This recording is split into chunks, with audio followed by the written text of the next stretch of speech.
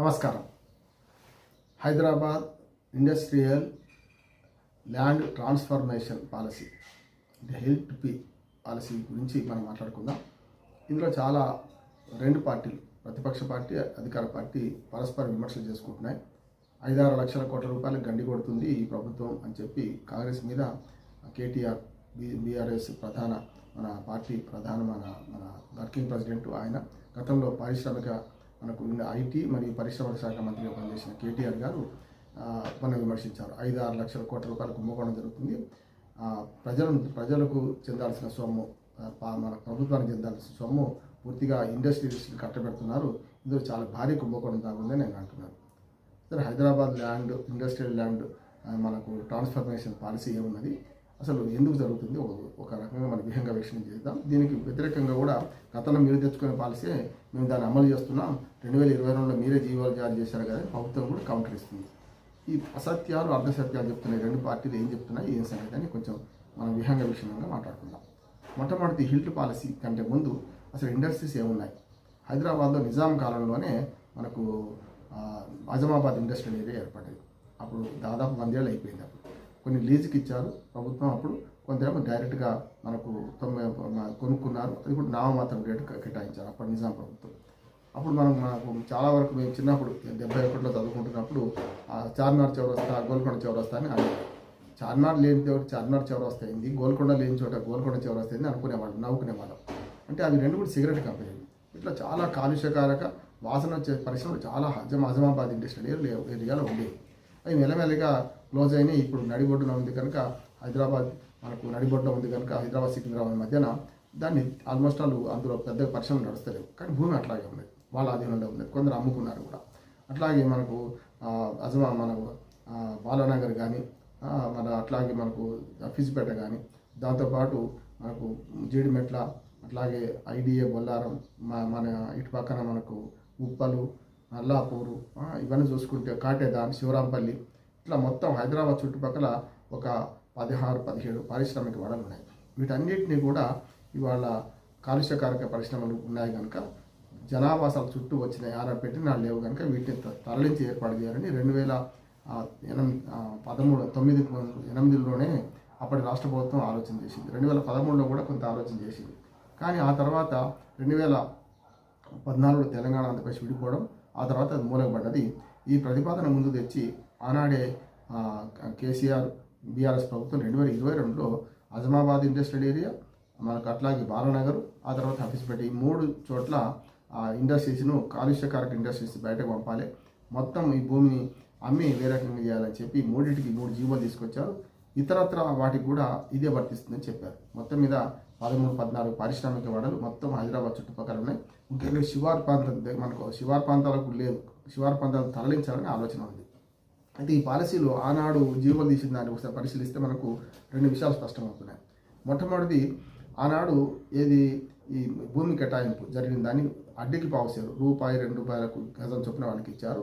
వాళ్ళు ఇప్పుడు land transformation చేసుకుని అపార్ట్మెంట్లు, ఆసుపత్రులు, విద్యాలయాలు, ఏవైనా ఇతర అంటే పారిశ్రామిక అవసరాలకు కాకుండా వేరే రకంగా వాడడానికి ల్యాండ్ కన్వర్షన్ కోసం ఒక ఏర్పాటు చేశారు. దానిలో ఫీజుల నిర్ణయంలో ఆనాడు జరిగింది చెప్పి మళ్ళీ ఇప్పుడు బిల్లు జరుగుతుంది చెప్తున్నాం. ఆనాడు జరిగింది ఏంటంటే ఫీజుల నిర్ణయంలో ఎవరైతే రామ్మోహన్ రావు కేటాయించారు భూమిని, కేటాయిస్తే ఏం చేశారు, ఆయన ఉంచుకుంటాడు వేరు, అమ్ముకున్నాను అనుకోండి నేను, అప్పుడు అమ్మిన వాడు రెండో వాడు అవుతాడు కదా, ప్రభుత్వం ఇచ్చిన పర్పస్ వేరు, అది అమ్మేసుకున్నాడు. అక్కడ వేరే నిర్మాణాలు వచ్చినాయి ఇప్పటికి కూడా కొన్ని చోట్ల అయితే, పర్మిషన్ ఉన్నా లేకున్నా. కనుక మొదటి వాడు ఎవరైతే మొదటి కొన్నవాడు ఉంటాడో లేకపోతే లీజు తీసుకునేవాడు ఉంటారో వాళ్ళకి మాత్రం ఈ ₹1,00,000 గజం ఉందనుకోండి, అక్కడ ప్రాంతంలో ₹1,00,000 గజం ఉంటే బుక్ వాల్యూ ఎంత ఉంది, 20,000 30,000 ఉంది, 30 అనుకుందాం. ₹1,00,000 మార్కెట్ వాల్యూ ఉంది, అక్కడ 30,000 మాత్రం బుక్ వాల్యూ, అంటే SRO అంటే సబ్ రిజిస్ట్రార్ ఆఫీస్లో ఉన్న బుక్ వాల్యూ అంట. అది 30,000 ఉందనుకోండి.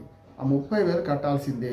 30,000 చెల్లించి మీకు రిజిస్ట్రేషన్ చేస్తాం, మీకు పూర్తి హక్కులు ఇస్తాయి, ల్యాండ్ మార్పులు మీరు ఇష్టం ఉన్నట్టు చేసుకోవచ్చు, వేరే అవసరాలకు, పారిశ్రామిక అవసరాలు కాకుండా వేరే వాడుకోవచ్చు అని వాళ్ళు చెప్పారు.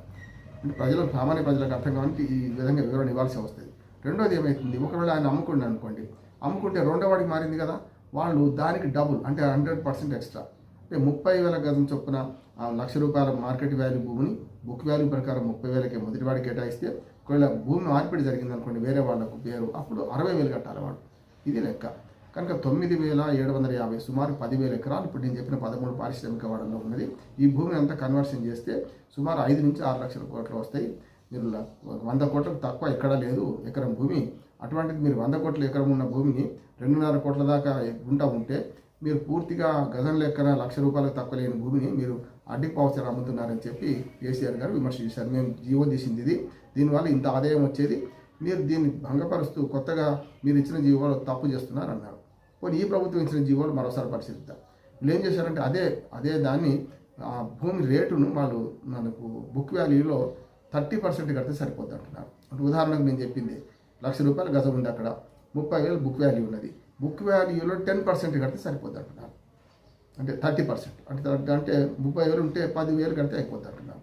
అంటే ఇప్పుడు ఏమైంది, 20,000 ప్రభుత్వానికి ఆదాయానికి గండిపడ్డట్టే కదా. గతంలో బీఆర్ఎస్ ప్రభుత్వం చేసిన జీవోలో 30,000కు 30,000 100% కట్టాల్సిందే. అట్లాగే 30,000 ఎవరైనా అమ్ముకుంటే 30కి 60,000 కట్టాల్సిందే. ఇప్పుడు ఇక్కడ అట్లా లేదు. ₹30,000 గజం రేటు ఉంటే బుక్ వాల్యూ ప్రకారం దానిలో 30% కట్టాలంటే 10,000 మాత్రమే. 30% ఇంకా తక్కువ 9,000 చిల్లర వస్తుంది, కడితే సరిపోతుంది అన్నారు. అట్లాగే వాళ్ళు ఎవరైనా అమ్ముకున్నారు అనుకోండి, దాని డబుల్ 50% అన్నారు. 50% ఎంత మహా అయితే 15,000 వస్తాయి, 14,000 వస్తాయి. అంటే ఇక్కడ సమస్య ఏంటంటే 30,000 గజం ఉన్న చోట బుక్ వాల్యూ ఉంటే 15,000 గజం చోటు మీరు కట్టబెడుతున్నారు. రెండో వాడికి మేమైతే 60,000 4 అంటే 25% తేడా ఉంది, 75% తేడా ఉంది కదా అని ఈ బీఆర్ఎస్ అంటుంది. ఈ రెండు వాస్తవమే కదా. వాళ్ళు ఇచ్చింది జీవోలు ఉన్నాయి మనకు, ఇప్పుడు వీళ్ళు ఇచ్చిన జీవోలు ఉన్నాయి. వీళ్ళు ఏమంటున్నారు, మొదలుపెట్టిందే మీరు, అసలు లక్షల కోట్ల కుంభ కూడా మీరే చేద్దామనుకున్నారు, మీ హయాంలో జరగలేదు. 2022లో మీరు జీవో జారీ చేశారు, 23కి వచ్చాక మీరు ప్రభుత్వం దిగిపోయారు, కానీ ఇప్పుడు మమ్మల్ని అంటున్నారు, మీరు తప్పు చేసి మమ్మల్ని అంటున్నారని వీళ్ళు అంటున్నారు. నేనేమంటున్నానంటే అసలు ప్రభుత్వం ఈ ప్రజల పట్ల ఏమైనా ఆలోచన చేసిందా? అసలు ఈ మొత్తం ఇండస్ట్రియల్ ఆస్తిని అమ్మేస్తే వాళ్ళకి ఇస్తే ఇష్టం ఉన్నట్టు వాళ్ళు నిర్మాణం చేసుకుంటారు. అప్పుడు అపార్ట్మెంట్లు వస్తాయి, డెమోగ్రఫీ సైజు మారుతుంది. ఒక దగ్గర ఉదాహరణకు అజమాబాద్ తీసుకున్నాం, ఖాళీ స్థలాలు ఉంటే మంచి చెట్టు చెవలు పెరిగినాయి, అక్కడ నష్టం ఏం లేదు. కానీ ఇప్పుడు అజమాబాద్ ఇండస్ట్రియల్ ఏరియా మొత్తం జనావాసం నిండిపోయింది అనుకోండి, వాళ్ళు ఎట్లాగూ అపార్ట్మెంట్లు కడతారు. అక్కడ ఖచ్చితంగా ఆర్టీసీ ఎక్స్ప్రెస్ పక్కనే ఉన్నది కనుక మంచి గిరాకీ ఉంటుంది, కట్టేశారు అనుకోండి. ఇప్పుడు ఈ రోడ్డే ఉంటుంది కదా, రోడ్డు ఇదే వినియోగించుకోవాలి, జనాభా పెరుగుతుంది ఒకేసారి. మరి అట్లాగే అక్కడ మనకు మనకు అపార్ట్మెంట్లు వస్తే మొత్తం వాతావరణం పాడవుతుంది. ఇప్పటికే అజమాబాద్ ఇండస్ట్రియల్ ఏరియాలో కింద ఎక్కడ బోరు వేసినా పచ్చనీళ్ళు వస్తున్నాయి. గతంలో అంత పాడు చేశారు కదా, మరి నీళ్ళ సంగతి ఏంది? అట్లానే పర్యావరణ దృష్ట్యా చూసుకుంటే ఉన్న చెట్లు కొట్టేస్తారు కదా, మరి అప్పుడు సంగతి ఏంది? అందుకనే ఇదంతా దృష్టి ఆలోచించకుండా, ప్రజల దృష్టి పర్యావరణ దృష్టి ఆలోచించకుండా లంగ్ స్పేస్ లేకుండా చేస్తున్నారని నా ఆరోపణ. అంటే గతంలో ఇందిరా పార్క్ ముందట ఉన్న ఎన్టీఆర్ గార్డెన్స్ ఏదో బిల్డింగ్లకి అప్పచెప్తామంటే ట్విన్ టవర్స్ కడతాము, ఏదో మనం కడతామంటే ఒప్పుకోలేము. మనం అందరం కూడా పెద్ద ఎత్తున ఉద్యమం చేసినాం. నేనైతే 3 రోజులు నిరాహార దీక్ష కూడా చేసినాం. అంటే హైదరాబాద్లో ఇప్పటికే వనాల నగరం, మన చెరువుల నగరాన్ని పాడు చేసి చెరువులు కబ్జా అయినాయి, వనాలేమో కొట్టేసినాం. బాగలింగంపల్లి, బాగంబరిపేట పేర్లోనే ఉంది కదా. వెంగళరావు పార్కు మనకు అట్లానే బ్రహ్మానంద పార్క్ లేకపోతే జూబ్లీ హిల్స్ పరిస్థితి ఏంటిది? బ్రీతింగ్ ప్లేస్ ఎక్కడ ఉంటుండే, లంగ్ స్పేస్ ఎక్కడ ఉంటుండే? కనుక లంగ్ స్పేస్ ఉంచాలంటే ఒక కొత్త ప్రతిపాదన నేను ముందర తీసుకొస్తున్నాను. ఇద్దరే వాళ్ళేమో 100% వసూలు చేస్తారు, దాన్ని 30% కంటున్నారు. ఈ ప్రభుత్వం పెద్ద ఎత్తున ఏదైతే ఈ భూమి కుంభకోణం చేసే పరిస్థితి ఉంది కనుక దీన్ని వ్యతిరేకించాలి అందరం కూడా. కానీ నా ప్రతిపాదన ఏంటంటే ఈ 13 పారిశ్రామిక ప్రాంతాల్లో మొత్తం 10,000 ఎకరాలు ఉంది.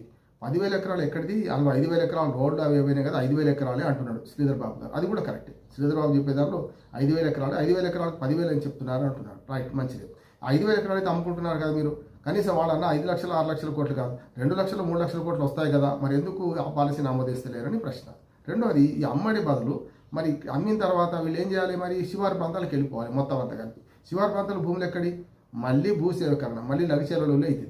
అంటే ఔటర్ రింగ్ రోడ్ దాటి భూసేకరణ చేస్తే ఇప్పటికే అక్కడ ₹1,00,000 ఎకరం ఉందనుకోండి, మనకు బయట ఔటర్ రింగ్ రోడ్ దాటి, మరి అక్కడ ₹1,00,000 ఇస్తారా వీళ్ళు? ఏదో 10-15 లక్షలు ఇస్తా అంటారు. అప్పుడు మళ్ళీ అక్కడ భూమి ఇచ్చే వాళ్ళకు అన్యాయం కదా. అంటే ఇక్కడనేమో పారిశ్రామికవేత్తలు లాభం కలిగించి మీరు అదనంగా కమిషన్లు పొంది అక్కడ మళ్ళీ రైతులను ముంచే పని.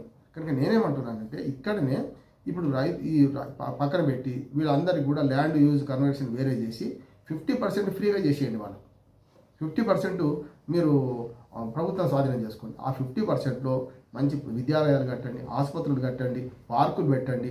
అప్పుడు ఏంటంటే జనానికి అంటే డెమోగ్రఫీ సైజు మారదు. వాళ్ళు ఎట్లాగో 50% వాళ్ళు ఇష్టమైనట్టు యూజ్ చేస్తుంటారు, ఎట్లాగో అపార్ట్మెంట్లు కడతారు. మిగతా సగం భూమి, ప్రభుత్వానికి చెందే సగం భూమిని సరిగ్గా వాడుకుంటే హైదరాబాద్ నగరం మళ్ళా వనాల నగరంగా మారుతుంది. మంచి ప్రభుత్వ అవసరాల కోసం చాలా భూములు అవసరం ఉన్నాయి. ఉదాహరణ చూసుకుంటే మీకు జూబ్లీ హిల్స్లో మనకి ఎన్నికల సందర్భంగా చూసుకుంటే ముస్లింలకు 100 గంట జాగలేదు, 2 ఎకరాలు అర్ధ ఎకరం ఇద్దామంటే లేదు కదా. అంటే ప్రజా అవసరాలకు మీ విత్తం హైదరాబాద్లో భూములు అవసరం ఉన్నాయా లేవా? ఉన్నాయి అనుకుంటే ఏం చేయాలంటే తెగనమ్మడం కంటే ఈ భూములను సగం ఏ రూపాయి అవసరం లేదు, సగం వాళ్ళకి ఫ్రీగా చేయండి, వాళ్ళకు కూడా లాభపడతారు. ఈ సమస్య లేదు కదా. 1000 గజాలు ఉంటే 500 గజాలు ఆ పారిశ్రామికవేత్త అవుతుంది, 500 గజాలు ప్రభుత్వానికి చెప్తుంది. ఈ ప్రభుత్వానికి చెందే భూమిని సరిగ్గా ప్రజా అవసరాల కోసం, ముఖ్యంగా లంగ్ స్పేస్ కోసం, చెట్లు పెట్టడం కోసం, విద్యాలయాలు, ఆసుపత్రులు లేక ఇతర ప్రజా అవసరాలు ఏవైనా సరే వాడడం కోసం పెడితే బాగుంటుంది. ఆ తర్వాత భూమి సేకరణ చేసి వాళ్ళకు ఇవ్వచ్చు. అందుకని గతంలో ఫార్మాసిటీ ఇప్పుడు ఇవన్నీ పెట్టింది ఎందుకు? వీళ్ళన్నీ కాలుష్య కారక పరిశ్రమలన్నీ ఔటర్ రింగ్ రోడ్ దాటాలని కదా. అంటే వాళ్ళకి విషయం వస్తారు, వాళ్ళు ఒప్పుకోరు కదా. ఇప్పుడు కనీసం డంపింగ్ యార్డు మారుద్దామంటేనే ప్రజలు ఒప్పుకోవడం లేదు. మరి కాలుష్య కారక పరిశ్రమలన్నీ తీసుకొని ఔటర్ రింగ్ రోడ్ అవతల పెట్టేస్తే అంటే అక్కడి ప్రజలు ఊరుకోరు కదా. మళ్ళీ అది ఉద్యమం జరుగుతుంది. కనుక పర్యావరణ దృష్ట్యా ల్యాండ్ అమ్ముదాం అనుకుంటే దీన్ని ఏం చేయాలంటే అమ్మకుండా దీన్ని సగం పరిశ్రమలకు ఇవ్వండి, సగం స్వాధీనం చేసుకోండి, ప్రజా అవసరాలకు వాడుకోండి. ఇది నా సలహా. లేకపోతే మాత్రం ఖచ్చితంగా ప్రజాగ్రహాన్ని చవిచూస్తారు. ఈ పెద్ద కుంభకోణానికి తెరలేసిన దానిలో ఎవరైనా కోర్టుకు పోతే మొత్తం పాలసీని ఆగిపోయే పరిస్థితి ఉంది. హిల్ట్ పాలసీలో పూర్తిగా లోపల ఉన్న మర్మాన్ని విప్పే ప్రయత్నం చేయాలి. పర్యావరణవేత్తలను సంప్రదించాలి. ఈ భూమిని ఎట్లా వినియోగం చేయాలి, భూమి వినియోగ మార్పిడి కాదు, మార్పిడి చేసిన తర్వాత ఎట్లా చేయాలనేది ఆలోచిస్తేనే బాగుంటుంది నా ఉద్దేశం. మంచి సలహాలు తీసుకోండి, విధుల నీతిని పాటించండి. ప్రభుత్వానికి నా విజ్ఞప్తి.